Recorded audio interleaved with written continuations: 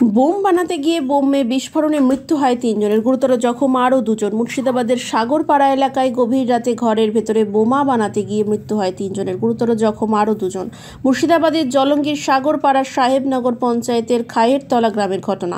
সেই গ্রামের মান্নান মোল্লা নামের এক ব্যক্তির বাড়ির ভেতরে রাত্রির 11টা নাগাদ বোমা বাঁধার কাজ চলছিল বলেই জানা যায়। আর সেই বোম বিস্ফোরণের বিকট আওয়াজের সাথেই সেই বাড়ি তছনছ হয়ে যায় ভেঙে। স্থানীয়রা ছুটে গিয়ে দেখে ছিন্ন ভিন্ন অবস্থায় পড়ে আছে সেখানে। তড়িঘড়ি উদ্ধার করে চিকিৎসার জন্য তাদের হাসপাতালে পাঠানো হয়।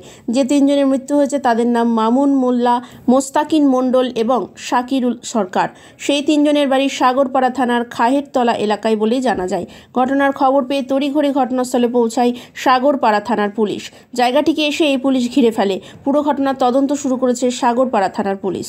আমাকে শব্দ শুনতে আমরা কিসের আওয়াজ, কি কে বলবো, শব্দ বিকট শব্দ হলো, তাই দেখুন। কখন সেই শব্দটা? রাত্রে 11টা। তারপরে সকালবেলা কি শুনলেন? সকালবেলাতে এই তো দেখছি যে বম মারিছে, বম ভাঙিছে নাকি দিচ্ছে। তাহলে এই যে বাড়িটা ভেঙে গেছে, পাকা বাড়ির ছাদ মাত ভেঙে গেছে, এটা কি বোমার জন্য হচ্ছিল? কিসের জন্য হয়েছে তা আমি কি করে বলবো। আপনার পাশে বাড়ি, মানে কি শুনছেন আপনি? লোকে যা বলছে তাই শুনছে। এখন কি বলছে মানুষে বলছে যে বম বানছিল, তাই বম বাড়ির ভিতর বোমা বানছিল। বোমা